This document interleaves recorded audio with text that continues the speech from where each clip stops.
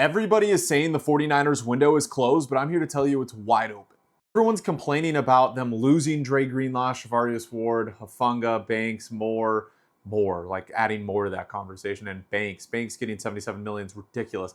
But I'm here to tell you that it really doesn't matter that much. Sure, I would have loved to re-sign Greenlaw, but he's coming off of a serious Achilles injury, got hurt again after he looked great in the Rams game, and then got 3 years, 35 million from the Broncos. It's a lot of money, huge risk by the Broncos. That's the only guy that I'm like, okay, that sucks. They missed out on. The only guy I expected them to try and sign. Ward was gone. I mean, his daughter died last year, and San Francisco reminds him of his daughter dying. There was no way he was ever going to re-sign. Banks, I mean, 77 million for Banks is ridiculous. Moore is fine, but 30 million is an overpay. Debo is getting towards being washed, and everybody's crashing out on the 49ers like their window's closed. Fact of the matter is, they still have their best players. CMC, Kittle, Ayuk for now, obviously. Pearsall, Jennings, Mason also for now.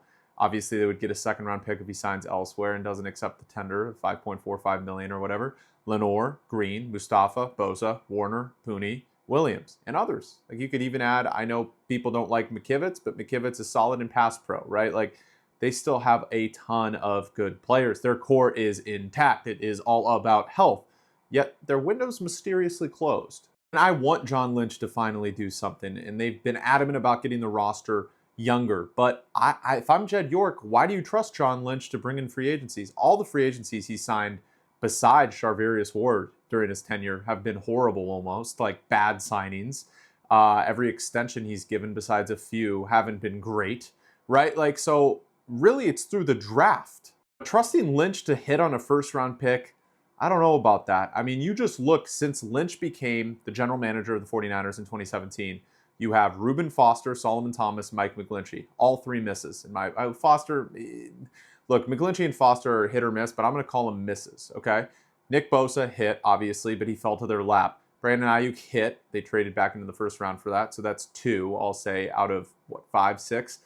Javon Kinlaw, bust. Trey Lance, bust. Ricky Pearsall remains to be seen, but I think it may be a hit. So at best, Ricky Pearsall, Nick Bosa, and Brandon Ayuk. So that's 3 out of 1, 2, 3, 4, 5, 6, 7 players. 3 out of 7 he's hit in the first round. That's a horrible percentage if you're trying to win a Super Bowl. I get it. John Lynch has done great in the later rounds. Obviously, they've gotten a lot of these steals in the later rounds. Lenore, Jennings, Mason, Garendo, Green even in round 2, Mustafa.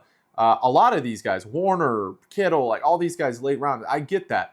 But I need him to hit on a first-round pick. We all do. If you're a Niners fan, this is the most important draft in Niners history. Look at this tweet right here. Like, they still, like I said, like my tweet, they have all their good players, and they upgraded at DC and special teams. Their 2024 rookie class was stellar. They need to hit on the 2025 rookie class. Plain and simple. Their D-line is horrible right now. They need another edge rusher, probably get Joey Bosa or somebody like that. But even if they don't, they can do that through the draft. They need another linebacker, probably Chris Paul Jr. from Ole Miss in round 3.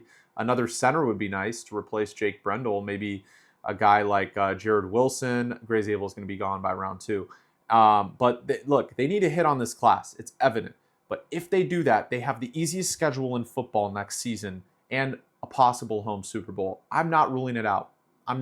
I don't care if Purdy makes 50 plus million. I wouldn't give him 50 plus million, but even if he does, they still have a chance because Purdy is making $5.5 million next season. I want to hear what you Niners fans think. You think it's all cooked? Because I think the Niners still have a really good shot to at least make the playoffs next season with their schedule. Let me know what you guys think in the comments and make sure to follow me for more NFL content like this.